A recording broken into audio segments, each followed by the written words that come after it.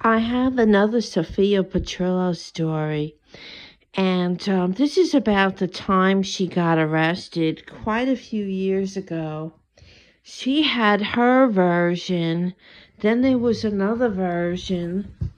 Well, years ago, she told me that her nephew, I guess, had been driving on a secondary road and that the cops pulled him over in the village where she lived at the time, and that she was driving up the same road and saw that and pulled over and then went up to the cops and said, like, what's going on, or is everything all right? This is my nephew.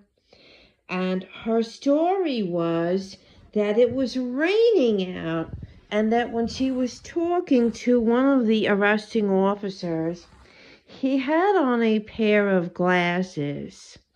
And that when she was talking to him, his glasses slipped off because it was raining out and his face was wet, and the glasses fell on the ground, and that she bent over to pick them up, and that when she bent over to pick them up, she started to slip, and she put her hands out, like, I guess, to get her balance or grip, and was grabbing his legs, and he thought she was pulling for his gun. And so the other cop and the eyeglass cop wrestled her to the ground and put her hands behind her back and handcuffed her. And she ended up going to jail. And I think she was like on probation for a year or something happened. I don't know. She had to go to court and everything. And then I think after a while she paid to have it expunged. But that's the story she told me. And when she told me, I didn't believe it because, first of all, I don't know that a police officer would have glasses that slipped off that easily. But let's just say hypothetically they did slip off. Why would she be the one to bend over and pick them up for him? That's something that you do for a child or an old grandma or an old grandpa.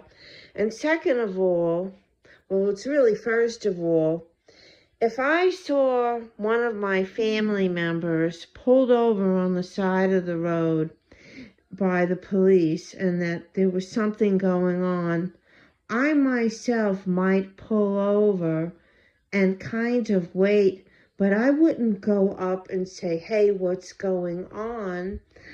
Because it's like interfering. So I had always thought that there was some sort of lie there, and she seemed paranoid about it, and she said that the police in that village were crooked, and I felt that she was just doing a smear campaign on them because of what happened with her, right? Well, years ago, her ex-boyfriend, she had just broken up with him, or he had broken up with her, actually. Around the time I started becoming friendly with her, prior to that, she was dating her ex-boyfriend, and I was acquainted with her, but, like, she was always busy, like, trying to catch him, so she never really was available for any of her female friends. But what happened was, I never met the ex-boyfriend, and then after that, he and I were on the same dating app, and he contacted me, and I said, oh my God, I recognize you. Aren't you, Sophia's ex-boyfriend? And, this is her friend Jeannie, blah, blah, blah. And I don't know if she ever mentioned me, but I'm the one that lives in, and I said the town that I lived in. And he said, oh yeah, sort of. So, we just knew each other from online, and we would just like chit-chat every now and then.